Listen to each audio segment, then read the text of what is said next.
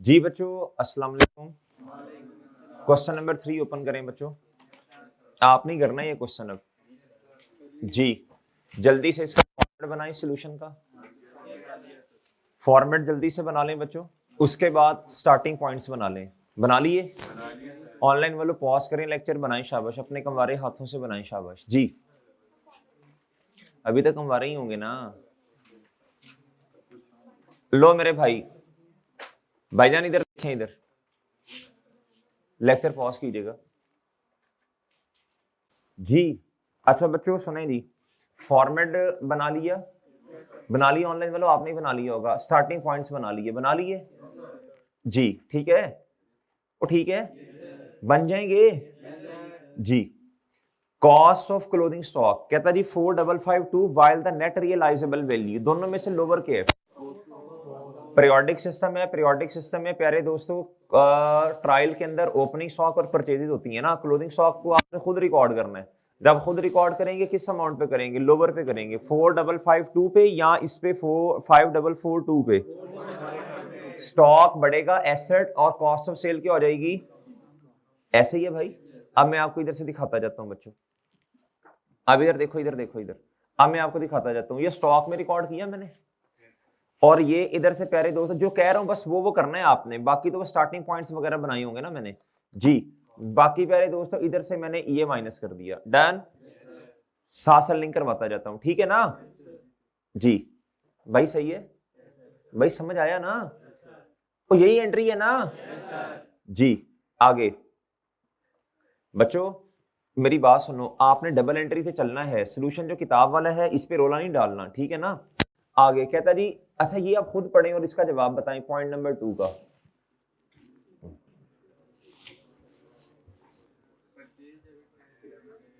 omitted to record in the books purchases debit और cash नहीं भाई, ऑन क्रेडिट है। पेएबल, क्रेडिटर क्रेडिट, ऐसे ही है। परचेजेस में जाके 3000 से बढ़ाएं 2000 बढ़ाएंगे और क्रेडिटर में ट्रेड पेएबल में भी बढ़ाएंगे। डन। आओ इधर। अब परचेजेस तो कॉस्ट ऑफ सेल में आ रही है ना, प्लस 2000 आ रहे हैं ना इधर ये। और प्यारे दोस्तों इधर ट्रेड पेएबल में आ रहे हैं ना सर। गुड गुड हो गया, देख लें। चलो आओ बच्चों इधर। अच्छा इधर वर्किंग करने का फायदा क्या है? इधर से जो एंड पे जवाब आया वही जाके टिक करना है ना उधर। अगर ये नहीं करेंगे तो साइंसदान तो नहीं है जुबानी आपको इतनी चीजें याद रह जाएं जी। आगे प्यारे भाई कहता accrued commission at year end. बच्चों बताओ जी एक्रेड कमीशन क्या है? अब मेरी बात सुन लो। नहीं अभी अभी डिसीजन ना करो। एक्रेड कमीशन, एक्रेड का मतलब है रुक जाना। एक्सपेंस भी रुक सकता है पेएबल, और इनकम भी रिसीवेबल हो सकती है। अभी डिसीजन नहीं करना, इधर आए। ये कमीशन देखें जी, डेबिट साइड पे आ रहा, क्रेडिट साइड पे। इसका मतलब इनकम है, इसका मतलब इसका मतलब एक्रेड, ये इनकम है।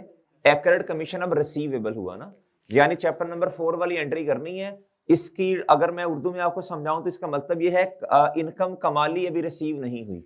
इनकम कमाली अर्न कर ली, इनकम क्रेडिट, लेकिन अभी रिसीव नहीं हुई तो इनकम रिसीवेबल डेबिट। डन बच्चों। अब एंट्री क्या बनी? अब आपने कोशिश करनी जुबानी करने की। इनकम बढ़ाएंगे, other income, other income, other income बढ़ाएंगे, और रिसीवेबल, रिसीवेबल कौन सा? डेटर। डेटर में तब लेके जाना जब मजबूरी है। अगर अलग से ऑप्शन आ रहा है इसका जी एक्रेड, हाँ वो तो डेटर में तब लेके जाएंगे जब मजबूरी है। ये देखो एक्रेड कमीशन का ऑप्शन अलग से आ रहा है। आप सोल्यूशन चेक कर लो जाके, मैंने सोल्यूशन से फॉर्मेट बनाया 1480 ये। और अदर इनकम में कितना जाएगा? 14 मादरत मादरत 520 मादरत। एक्रेड कमीशन ये कितना था? 14 एक मिनट, ये तो एक्रेड कमीशन तो इधर आ ही नहीं रहा, ये तो गलत लिख दिया मेरा ख्याल है। कमीशन, एक मिनट, कमीशन एक्सपेंस कहां से होगा? अभी तुम्हें बता के आया हूं। इधर इधर आना है 520 कितना? वो तो 1480 तो क्या उसका नाम है? इनकम है ना, वो तो शुरू में लिख दी है, तो लिख दिया आपने, स्टार्टिंग पॉइंट बना दिया। 520 से एंट्री होनी है। एंट्री तो इससे होनी है ना 520 से। आपने रिसीवेबल में भी 520 रिकॉर्ड करना, और प्यारे दोस्तों इनकम में भी 520 मजीद रिकॉर्ड करना। डन। अच्छा जी। रेंट एक्सपेंस आउटस्टैंडिंग है, ये कौन बताएगा? इधर आउटस्टैंडिंग का मतलब आपने यही, इधर आपने आउटस्टैंडिंग का मतलब यही समझना है, इधर आपने आउटस्टैंडिंग का मतलब यही समझना है प्यारे दोस्तों कि जी आपने, हाँ जी एक्यूरेट। अच्छा अब मुझे बताएं, अब बच्चों आपने कहना एक्सपेंस बढ़ गया और लायबिलिटी भी बढ़ गई। अब एक्सपेंस कौन से वाला, कितना, ये देखिए हाईलाइट कर लें ये वाला, डन डन। और लायबिलिटीज में अगर जगह नहीं है फिर पेबल में रिकॉर्ड कर दें, ट्रेड पेबल, नहीं तो सेपरेट जगह है इसकी, डन। एक्यूरेट रेंट लायबिलिटीज में आ रहा है, डन बच्चों ठीक है। चलो बच्चों इधर आ जाए, allowance for doubtful debt to be increase by कितना प्यारे दोस्तों, 1000। Allowance for doubtful debt to be increase by कितना, 1000। जी बताएं बच्चों, डाउटफुल डेट एक्सपेंस बढ़ेंगे और एसेट क्या हो जाएगा, कम हो जाएगा। यानी कॉन्ट्रा बढ़ेगा तो एसेट ने कम ही होना ना अल्टीमेटली। ये आपको याद है चैप्टर नंबर 5 वाली बात, 1000। अब देखना इधर जरा। अच्छा प्यारे दोस्तों इधर मैं इस क्वेश्चन में जरा आपको ये थोड़ा सा बता दूं, इधर देखना, इस क्वेश्चन में ना उसने कॉन्ट्रास्ट भी दिए हैं ट्रायल में, ये जरा सीख लें। ये है प्लांट एंड मशीनरी, क्या है प्यारे दोस्तों, प्लांट एंड मशीनरी ये है, सही है। ये है अक्यूमुलेटेड डेप्रिसिएशन। अब इसको स्टार्टिंग पॉइंट कैसे बनाना, कोई बताएगा। प्लांट एंड मशीनरी पीपी में ऐड कर देना जाके, और अक्यूमुलेटेड डेप्रिसिएशन को क्या करना है, ये देखिए इधर, पहले तो ये जरा सीख लेना आप लोग। भाई ये कॉन्ट्रा एसेट है ना, ये देखें, अभी बाकियों को छोड़े, इग्नोर करें बच्चों, बाकियों को इग्नोर करें, इधर देखें, इन दो चीजों को देखें। ये एसेट है प्यारे दोस्तों और ये उसका क्या है, कॉन्ट्रा, ठीक है ना, सही है। इसी तरह ये डेटर्स हैं बच्चों और ये 2318 उसका कॉन्ट्रा है। मैं अभी दिखाता हूं कहां है कॉन्ट्रा, ये देखो प्यारे दोस्तों, ये देखो रिसीवेबल्स किधर गए यार, रिसीवेबल्स ये 653 और इसका कॉन्ट्रा किधर है बच्चों, ये डन। ये इधर से माइनस कर देना, क्या कर देना प्यारे भाई, यार ठीक है बच्चों, ठीक है। अच्छा ओ भाई सही है, भाई सही है। अब कहता अलाउंस को बढ़ाओ कितने से, 1। ओके बच्चों, बच्चों आप मुझे बताओ एंट्री क्या, डाउटफुल डेट एक्सपेंस यानी सेलिंग एक्सपेंस बढ़ जाएंगे और एसेट, असल में ना कॉन्ट्रा लग नहीं आता, इसी में नेट करना है आपने। ये आ गया मजीद, अब आपकी मर्जी है, अगर आपने कॉन्ट्रा को बढ़ाना है तो फिर इधर ब्रैकेट लगानी है, ब्रैकेट लगा के इसको फिर 3318 तक ले जाना, यानी 1000 बढ़ाएंगे तो टोटल कितना बनेगा, अल्टीमेटली होना इसने माइनस ही है, ठीक है। तो मैं फिर इस तरह कर देता हूं, इकट्ठा ही कर देता हूं, मैं कहता हूं इतना तो पहले रिकॉर्डेड है 2318, सही है, मजीद इसमें इसको कितना कम करना है, यानी होना तो इसी ने कम है ना। भाई समझ आई बच्चों, बच्चों आपको मेरी बात समझ आ रही, नहीं समझ आई, आ गई समझ। एक्सपेंस बढ़ा दो, एसेट कम कर दो, डन है प्यारे दोस्तों जी। भाई सही है, देखो अब सोल्यूशन किताब वाला नहीं, अब ये वाला चलेगा जी।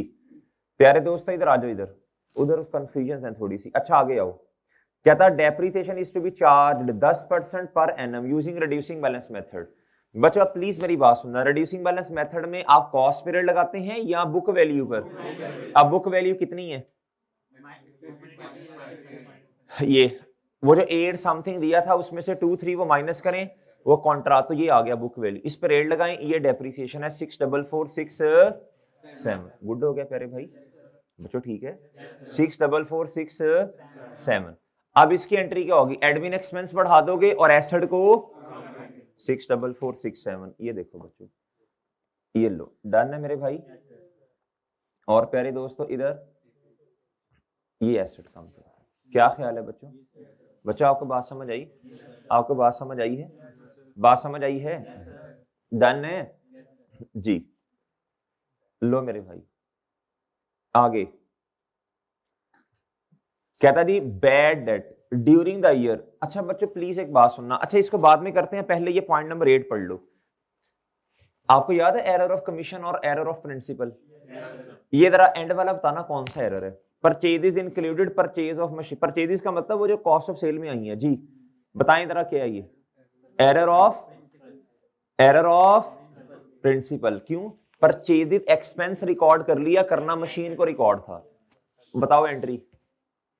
अच्छा एंट्री भी छोड़ो, आप उर्दू में बता दो ना, उसी की एंट्री बना लेना, मशीन को बढ़ाओ और परचेज जो गलत रिकॉर्ड की उनको कम कर दो, परचेजेस क्रेडिट, मशीन सिंपल है बच्चों, ठीक है। अब इधर देखो कितना है 30,000, कितना किधर गया यार ये 30,000 डन, पर कॉस्ट ऑफ सेल में परचेजेस है ना। और प्यारे दोस्तों इधर से आपने क्या करना है, मशीन को बढ़ाना। अब इधर एक सवाल आपके माइंड में आएगा, सर डेप्रिसिएशन के बारे में क्या ख्याल है? हाँ, डेप्रिसिएशन तो रिकॉर्ड ही नहीं की होगी, डेप्रिसिएशन तो रिकॉर्ड ही बोलो नहीं की होगी। अब क्या करें? मजे की बात बताऊं, रिकॉर्ड करनी पड़ेगी, लेकिन मजे की बात बताऊं, नहीं पहले कैसे रिकॉर्ड होगी? डेप्रिसिएशन तो हमने खुद रिकॉर्ड की है भाई, जो पुराने वाले एसेट्स हैं जो बुक वैल्यू पे पड़े हैं, जो पहले से आ रहे हैं, उन पे तो हमने खुद की, तो नए वाले पे कैसे कर दी होगी हमने? लेकिन मसला बताऊं, एक साल का एंड क्या है? साल का एंड किस दिन हो रहा है? 30 जून 22। मजे की बात है, ये गलती भी हमने उसी दिन की, यानी 5-7 दिन की डेप्रिसिएशन हम रिकॉर्ड ही नहीं करते ना बुक्स में, ठीक है ना।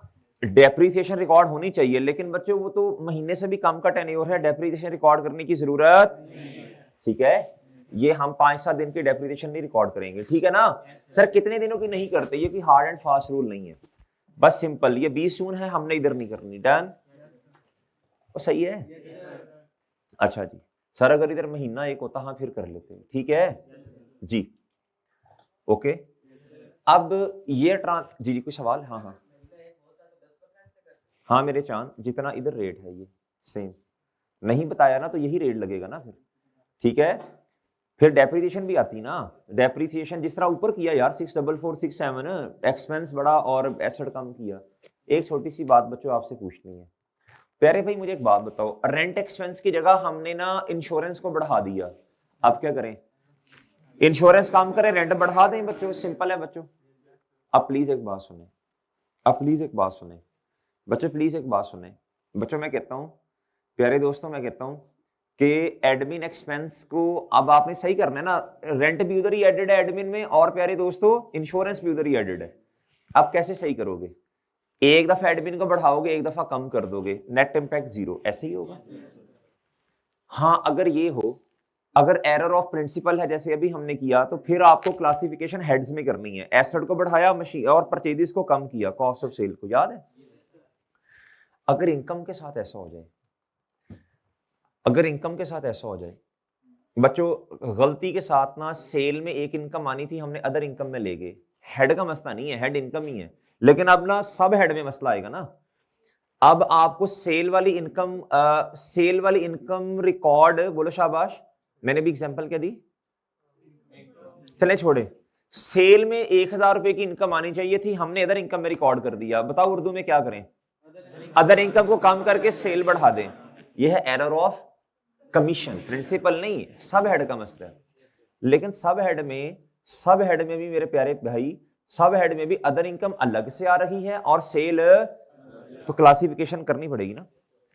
लेकिन अगर ऐसा हो, एक इनकम ऐसी है जो कि अदर इनकम में आ रही है, मतलब रेंटल इनकम, क्या रेंटल इनकम, उधर से प्यारे दोस्तों क्या उसका नाम है, बैड, मिसाल दे रहा हूं ना, रेंटल इनकम कर लो, डिविडेंड इनकम कर लो, या बैड रिकवरी वाली इनकम कर लो, याद है चैप्टर नंबर 5?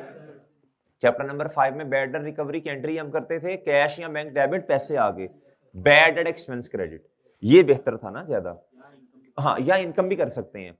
चैप्टर नंबर 5 में एंट्री ज्यादा प्रेफरेबल है एक्सपेंस को कम करना, क्योंकि वो एक्सट्रैक्ट्स बनाता है ना, प्रॉफिट एंड लॉस में कितना जाना, तो ज्यादा बेहतर है एक्सपेंस को कम करना, वो ये वाला ट्रीटमेंट करता है। चैप्टर नंबर 9 के अंदर फाइनल अकाउंट में आके वो बाज औकात ना इनकम को बढ़ाता है एक्सपेंस को कम करने की बजाय, प्रॉफिट पर कोई फर्क नहीं आएगा, आप एक्सपेंस को कम कर लें या फिर बच्चों इनकम को बढ़ा लें, प्रॉफिट पर कोई फर्क नहीं आएगा। एक बात सुनिएगा, लेकिन प्यारे दोस्तों, अगर गौर से सुनना प्यारे दोस्तों, इस चैप्टर के अंदर वो ट्रीटमेंट करता है अदर इनकम को बढ़ाने वाला, बेडर रिकवरी का। अगर मिसाल दे रहा हूं, अब मेरी एग्जांपल सुनना, अदर इनकम के अंदर एक इनकम ऐसी है रिकॉर्डेड जो कि नहीं होनी चाहिए थी, मिसाल के तौर पर रेंटल इनकम रिकॉर्ड कर दी, हालांकि होनी चाहिए थी कमीशन इनकम रिकॉर्ड। अब एक दफा, अब दोनों इनकम अदर इनकम के अंदर एडेड है ना, दोनों अदर इनकम है ना। आप कौन सा, आपको मैंने उस दिन बताया था, एक होता है बाय, आप चीजों को रिकॉर्ड करना बाय फंक्शन, एक होता है रिकॉर्ड करना बाय नेचर, इधर बाय नेचर नहीं हो रही, बाय फंक्शन हो रही है, एक्टिविटी वाइज। सारी अदर इनकम इधर ही आ रही है। एक इनकम को बढ़ाना था, अदर इनकम को दूसरी को बढ़ा दिया, इसी एक्टिविटी के अंदर क्लासिफिकेशन होनी है। और सही है ना? सही है। अब एग्जांपल सुनना भाई, रेंटल इनकम को बढ़ाना था, बढ़ा दिया कमीशन इनकम को। अब क्या करें? कमीशन इनकम कम कर दें, माइनस कर दें, और रेंटल इनकम एक दफा बढ़ा दें। इसी तरह बैड डेट रिकवरी वाली इनकम को बढ़ाना था, कमीशन इनकम को बढ़ा दिया, तो कमीशन इनकम कम कर दें, माइनस कर दें, और बैड डेट रिकवरी वाली इनकम बढ़ा दें। मैं समझा पाया हूं अपनी बात आपको? इधर आओ, आओ इधर आओ। अब ये पढ़ो जरा, और आपने ट्रीटमेंट बताना है बच्चों मुझे। बैड डेट रिकवर्ड, पहले मुझे एरर बताओ कौन सा है, फिर मुझे ट्रीटमेंट बताओ। Bad debt recovered during the year 200, credited to, बताएं बच्चों। Error of commission, error of entry बता दें। कमीशन इनकम कम और बैड डेट रिकवरी वाली इनकम, ये देखो, कमीशन इनकम कम, बैड डेट रिकवरी वाली इनकम। सोल्यूशन में जाकर देख लेना, उसने ना बैड डेट एक्सपेंस को कम नहीं किया सेलिंग में, उसने इनकम को बढ़ाया है। अब आप क्या करेंगे? एक दफा इनकम बढ़ाएंगे, एक दफा कम करेंगे। डन है प्यारे दोस्त? क्योंकि इसी के अंदर दोनों ने आना है। मैं समझा पाया हूं आपको? देख लो प्यारे भाई, डन है? देख लो, गुड हो गया बच्चों, हो जाएगा इंशाल्लाह। ठीक है, ठीक है, ओके। अच्छा जी, क्वेश्चन नंबर 4 पे आना, क्वेश्चन नंबर 4 पे आना बच्चों। प्यारे भाई, सबसे पहले सवाल का जवाब दें। बताएं पीरियोडिक है या परपेचुअल है ट्रायल?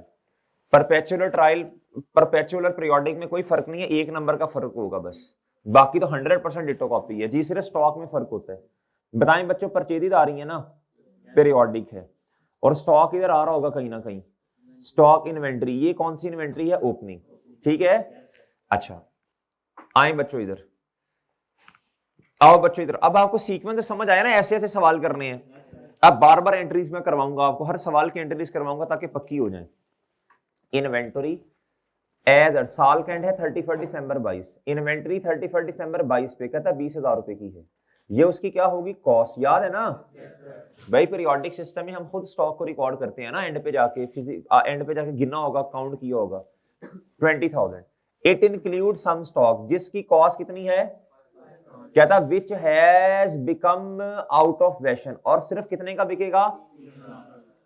बताएं जी, स्टॉक आना कितने पे चाहिए? 20,000 पे या 18,000 पे? 18 पे आना चाहिए ना।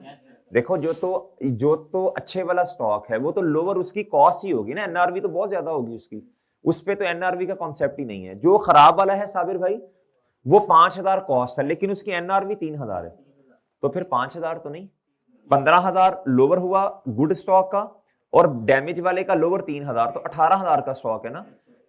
लेकिन मैं मजीद एक्सप्लेन भी करता हूं बच्चों। जिस बच्चे का वो स्केच बना, सर मुझे इसके बगैर समझ नहीं आती, आपने चैप्टर 7 में ऐसे पढ़ाया था, इतने का स्टॉक टोटल, कॉस्ट इतनी, गुड ये कर दिया, और बैड की मैंने, डैमेज की मैंने कॉस्ट अलग कर दी।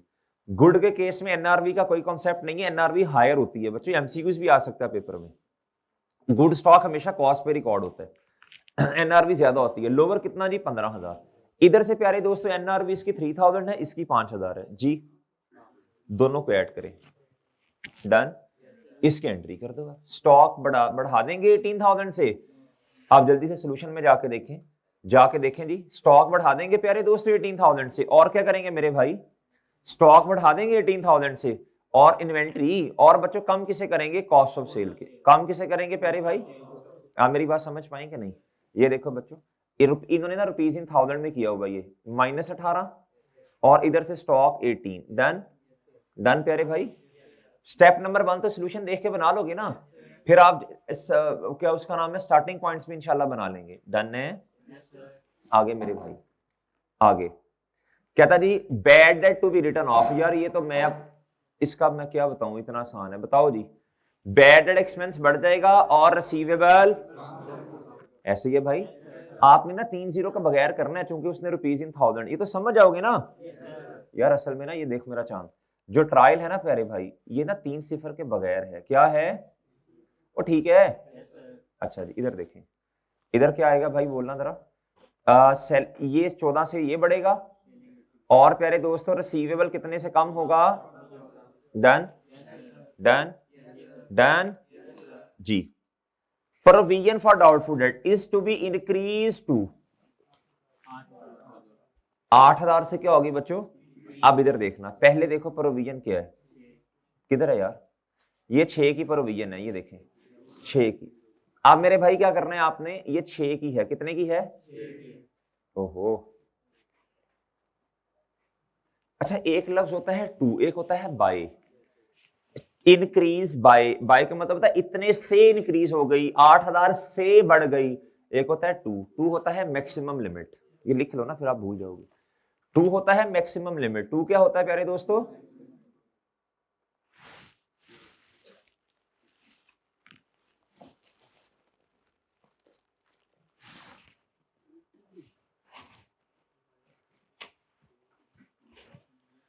टू क्या होता है प्यारे दोस्तों? Maximum limit.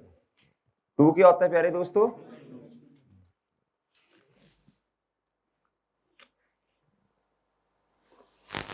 बात समझे हो भाई मेरे? आप देखो इधर आपने अच्छा टू का मतलब है 6,000 से बढ़ाकर 8 पे ले जाओ, तो भाई 6 तो पहले ही एडेड है।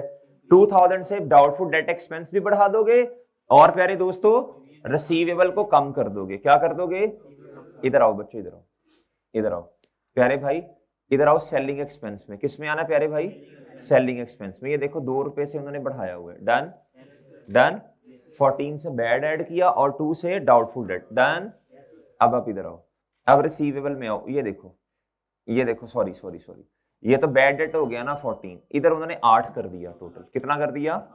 मतलब 6 पहले था, 2 और ऐड कर दिया। हम तो लेदा लेदा करते हैं, खैर ठीक है।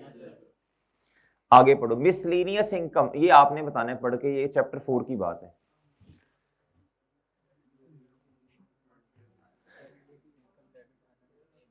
ये पहले बताओ कौन सा वाला सिनेरियो है अनअर्न्ड इनकम का? इनकम के अंदर वो इनकम भी शामिल है जो कमाई नहीं है अभी।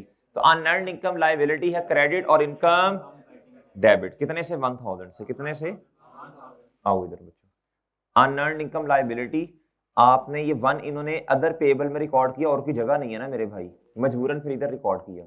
और इनकम को फिर कितने से कम कर देना है जी? ये देखो ये अदर इनकम होती है यार, सेल के अलावा बाकी सारी इनकम अदर इनकम है, ठीक है? -1। डन है प्यारे भाई? भाई मुश्किल तो नहीं है ये पढ़ना। ये पॉइंट नंबर 5 आपने पढ़ के बताना है क्या जवाब है इसका। पॉइंट नंबर 5 आपने पढ़ना है यार। ये प्रीपेड है, वक्त से पहले अगले साल की सैलरी दे दी 12,000 नहीं 12 कर ले, rupees in 1000। Prepaid salary debit और सैलरी एक्सपेंस जी मेरे भाई। ये लो एक्सपेंस कम होगा एडमिन वाला, और ये प्रीपेमेंट्स में ये डन। सही है भाई? ठीक है चांद। आपको याद है बच्चों वो चैप्टर नंबर 10 बीआरएस वाला, डिसऑनर चेक्स? अगर हमने चेक दे दिया तो हमने अपना बैलेंस कम किया ना, बैंक ने डिसऑनर कर दिया, अब अपना बैलेंस बढ़ाना पड़ेगा। बैलेंस बढ़ाना पड़ेगा, बैंक बैलेंस डेबिट और पेएबल क्रेडिट। अगर हमें किसी ने चेक दिया, हमने एंट्री की होगी मेरे भाई रिसीवेबल क्रेडिट और बैंक बैलेंस डेबिट। आप प्यारे दोस्तों बैंक ने डिसऑनर कर दिया चेक, बैंक में तो पैसे नहीं आए, बैंक बैलेंस क्रेडिट रिसीवेबल। ये पढ़ें, check receive from a customer 5,000 रुपए का was dishonoured and returned by the bank. पहले मुझे बताओ पहले एंट्री क्या की होगी? बैंक बढ़ाया होगा, रिसीवेबल कम किया होगा।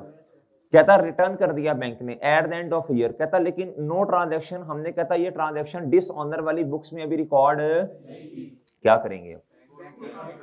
बैंक को कम कर देंगे, रिसीवेबल को बढ़ा देंगे, ठीक है यार। लेकिन एक मसला है भाई, एक मसला है मेरे प्यारे भाई। मसला ये है cash and bank balance included bank overdraft. क्या? देखो बच्चों बड़ी सिंपल बात है, कैश को अलग लिखते हैं, बैंक ओवरड्राफ्ट को अलग लिखते हैं। बैंक भी एसेट है, कैश भी एसेट है, लेकिन जब बैंक ओवरड्राफ्ट हो तो भाई ये तो लायबिलिटी बनेगा ना। क्या आप दोनों को नेट कर सकते हो? क्या दोनों को नेट कर सकते हो? नहीं। पहले मेरी ये बात समझे, मेरी एक बात समझे बच्चों, ये मैं समझाना चाह रहा हूं आपको। इधर देखो बैंक है ना, बैंक जैसे अगर बैंक एसेट है और बच्चों आपने इसमें कमी करनी है तो एसेट को कम करोगे, यानी नुकसान की बात करनी है तो एसेट कम करोगे ना। और लायबिलिटीज में अगर बैंक पड़ा, अब नुकसान की बात करनी है तो लायबिलिटी को बढ़ाओगे। मैं कहता हूं नुकसान की बात है। एसेट में नुकसान की बात यह है कि बैंक बैलेंस कम हो रहा है, और ओवरड्राफ्ट में नुकसान की बात यह है कि जिम्मेदारियां बढ़ रही हैं। आप मेरी बात नहीं समझ रहे? मैं ये कहना चाह रहा हूं 1,00,000 रुपए आपका था, आपने 1,20,000 विड्रॉ किया, आपकी जिम्मेदारी बढ़ गई, लाइबिलिटी 20,000 से बढ़ गई। 1,00,000 तो आपका है ना चांद, ये 20,000 से बढ़ गई। मजीद अगर नुकसान की बात है तो 10,000 फिर विड्रॉ कर लिया, अब आपकी जिम्मेदारी बढ़ी है। अगर सुनना सुनना सुनना सुनना, मैं आपको प्रॉपर समझाता हूं बच्चों। आपका था, इधर देखना यार, आपका था 1,00,000 रुपया पॉजिटिव। कितना पॉजिटिव? कितना प्यारे दोस्तों? पॉजिटिव। आपने प्यारे दोस्तों इसमें से 10,000 रुपया विड्रॉ कर लिया, तो पीछे कितना बचा? विड्रॉ किया तो मतलब आपने नेगेटिव से लिखा। इधर विड्रॉ करेंगे तो सॉरी, मतलब इधर इधर इधर एसेट है, एसेट कम करेंगे। इधर अगर आपने मजीद विड्रॉ किया और लाइबिलिटी है तो लाइबिलिटी बढ़ाएंगे। अब आपका बैंक बैलेंस ओवरड्राफ्ट की तरफ है, नुकसान की शक्ल में लाइबिलिटी बढ़ेगी। एसेट में है तो बोलो, एसेट में है तो एसेट कम करेंगे। यानी यही होगा ना। अगर आप कहते हैं मैंने बैंक से पैसे लेने हैं, आपने कुछ निकाल लिए, तो अब आप कहेंगे मैंने इतने पैसे बैंक से नहीं लेने। दूसरी बात, आपकी चीज पड़ी है लाइबिलिटी वाली साइड पे, यानी आप कहते हैं मैंने बैंक को पैसे देने हैं, मजीद आपने विड्रॉ कर लिया, अब आपने मजीद बैंक को पैसे देने हैं। शायद समझा पाया हूं? समझ आई? थोड़ी बात समझ आई मेरी, मैं जो कहना चाह रहा हूं। अगली बात सुनना प्यारे भाई। अकाउंटिंग के अंदर नेटिंग की इजाजत कि एसेट्स को नेट करके लिखो, लाइबिलिटी से इजाजत नहीं है। लाइबिलिटीज अपनी लिखो और एसेट्स अपने अपने लिखो। एक एक्सेप्शंस हैं, एक दो। मतलब जिस तरह कल वाले क्वेश्चन में हमने किया था कि उसने ना इनकम में से वो net expense, interest expense net से आ रहा था, ये उसने खुद कहा था ऐसा। यानी एक्सपेंस है इंटरेस्ट 6,000 रुपए का, इनकम 5,000 की, तो नेट कर दो। उसने खुद कहा था ऐसा करो, वरना हम नहीं करते। हम इनकम को अलग लिखते हैं, एक्सपेंस को अलग। इसी तरह कॉन्ट्रा सेटलमेंट में हम ना क्या उसका नाम है, पेएबल और रिसीवेबल को लोअर अमाउंट से नेट कर देते हैं। याद है आपको चैप्टर नंबर 3? बच्चों कॉन्ट्रा सेटलमेंट की एंट्री होती है लोअर अमाउंट से, रिसीवेबल कम कर दें। मैं कहता हूं यार मैंने ना मिस्टर वाई से ना 400 रुपया लेना है, लेकिन मैंने उससे देने भी हैं पैसे, तो मैं कहता हूं लोअर अमाउंट से नेट कर लो। रिसीवेबल, क्रेडिट, पेएबल, इसकी तो इजाजत है, लेकिन इस चीज की इजाजत नहीं है कि हर चीज को आप क्या उसका नाम है बच्चों नेट करने लग पड़ो। Cash and bank balance positive है तो एसेट्स में आएगा। कैश तो खैर पॉजिटिव ही होता है, बैंक अगर पॉजिटिव है तो एसेट्स में आएगा। ओवरड्राफ्ट है तो, अब सुनना इधर, ये एसेट है बच्चों। क्या है? एसेट्स। ये है कैश। क्या है प्यारे दोस्तों? कैश, ठीक है। और इधर है लाइबिलिटीज। क्या? इधर क्या आना चाहिए? Overdraft, bank overdraft. क्या आना चाहिए भाई मेरे? आप मेरी बात समझे हैं कि नहीं? अब बच्चों इधर देखना, मेरी बात सुनना जो मैं समझाना चाह रहा हूं। भाई इधर आए ऊपर, प्यारे भाई इधर आए। ये है कैश एंड बैंक बैलेंस। क्या? 150। कितना? 150। लेकिन मजे की बात है बैंक बैलेंस को आपने नेट करके लिखा, बैंक बैलेंस ओवरड्राफ्ट है। ये तो इन्होंने किया क्या असल में? इन्होंने किया ये कि इन्होंने ना इसको कर दिया नेट। नेट कैसे किया? इन्होंने कहा, इधर देखना, असल में था 180। कितना था? इन्होंने -130 करके इधर लिखा कितना? 150। ये गलत है। क्यों गलत है? ये गलत इसलिए है, मैं दूसरी प्रेजेंटेशन बनाता हूं। असल में इनको कैश लिखना चाहिए था 180 का, और बैंक ओवरड्राफ्ट कितना लिखना चाहिए था? 30 का। ठीक है। नेट एसेट्स अगर आपने देखने हैं, इधर भी कितने हैं? एसेट्स माइनस लाइबिलिटीज, इधर भी कितने हैं? 150। इधर भी अगर आप देखें एसेट माइनस लाइबिलिटी, इधर भी कितने हैं? 1 एसेट माइनस लाइबिलिटीज। वो ठीक है, लेकिन नेटिंग की इधर इजाजत कहता मैं नहीं दे रहा आपको। भाई बात समझे हैं? ये मसला समझ आया आपको क्या है? मुझे कैसे पता चला बच्चों इस बात का? इधर देखो, इधर है 150 नेट करके लिखा। मुझे कैसे पता चला? इधर देखो, कहता कैश एंड बैंक बैलेंस के अंदर ओवरड्राफ्ट है 30,000 का। इसका मतलब है ओवरड्राफ्ट आपने माइनस करने के बाद 150 लिखा हुआ है ना। असल में तो 180 था, असल में तो कैश का बैलेंस 180 था, आपने ओवरड्राफ्ट उसमें से नेट कर दिया तो 150 रह गया। अकाउंटिंग स्टैंडर्ड्स कहते हैं कैश बैलेंस अलग लिखो, बैंक बैलेंस अलग लिखो। मेरी बात समझे? बैंक का बैलेंस इतना क्रिटिकल है, जब आप प्रैक्टिकली इंशाल्लाह फील्ड में जाएंगे ना तो आपको पता चलेगा। बैंक के अंदर अगर बैलेंस आ रहा है ना 2391 का, 2391.8, तो जो बैंक स्टेटमेंट आती है, बैंक स्टेटमेंट से कंफर्म करते हैं कि बैलेंस उतना है कि नहीं, तो बैंक स्टेटमेंट में इतना भी लिखा होता है 2391.8, फिर साइन होते हैं। इतना क्रिटिकल है बैंक का मसला। मेरी बात समझे हैं? फ्रॉडुलेंट एक्टिविटीज होने के चांस बहुत ज्यादा है, इसलिए नेटिंग की इधर इजाजत। अब क्या हुआ प्यारे भाई? हुआ ये, इन्होंने ये वाली हरकत की है, ये वाली। अब आप क्या करोगे? अब आप करोगे ये, आपने कहना जी आपके यहां तो 150 आ रहा है, आपने कहना एसेट बढ़ेगा और लायबिलिटी भी बढ़ेगी। डन। एक तो ये काम आपने करना है, प्लस अब जब डिसऑनर होना तो अब क्या होना है? अब जब डिसऑनर होना है तो आपने कहना जी मेरा रिसीवेबल डेबिट 5000 से मुझे 5 रुपए हैं, और क्रेडिट किसे करोगे? बैंक को। प्यारे दोस्तों, आज हमारा बैंक एसेट वाली साइड पे है ही नहीं, आज हमारा बैंक तो ओवरड्राफ्ट वाली साइड पे है, तो हमारी मजीद 5 रुपए से ये लायबिलिटी बढ़ेगी। डन है ना?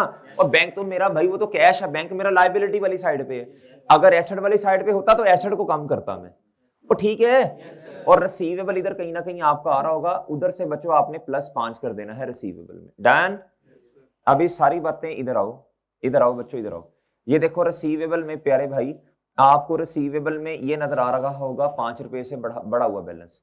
कैश में आओ, कैश में आओ भाई, कैश में आपको 30 रुपए बढ़े हुए नजर आ रहे हैं। ओवरड्राफ्ट कहां है? ये 30 रुपए बढ़े हुए नजर आ रहे हैं आपको। उसके बाद देखो आपने लायबिलिटी 5 से मजीद बढ़ाई, आपने रिसीवेबल बढ़ाया 5 से और आपने लायबिलिटी बढ़ाई। अगर ओवरड्राफ्ट लायबिलिटीज में ना होता बच्चों, अगर बैंक बैलेंस एसेट में होता तो फिर रिसीवेबल बढ़ेगा और एसेट कम होगा। बैंक ने क्रेडिट ही होना है, एसेट है तो एसेट कम होगा, लायबिलिटी है तो लायबिलिटी बढ़ेगी। डन। बस क्रक्स ऑफ द स्टोरी ये है प्यारे भाई, अगर कभी आपने नेट कर लिया तो पहले उसको सही करोगे, पहला स्टेप। दूसरा, अब डिसऑनर आ गया है प्यारे दोस्तों, रिसीवेबल को बढ़ाना है, बैंक को कम करना, सिंपल। अब बैंक अगर तो एसेट वाली साइड पे है तो बैंक क्रेडिट हो रहा तो एसेट कम, अगर लायबिलिटीज वाली साइड पे है ओवरड्राफ्ट तो क्रेडिट करने का मतलब लायबिलिटी का बढ़ना। डन। ये क्वेश्चन आपने अटेम्प्ट करना है, उम्मीद है इंशाल्लाह 15-16 नंबर आएंगे। डन। 3 तो खैर मैंने करवाया, 4 आपने करना है, कर लोगे ना अब इंशाल्लाह? ये मैंने सारा समझा दिया। अल्लाह हाफिज।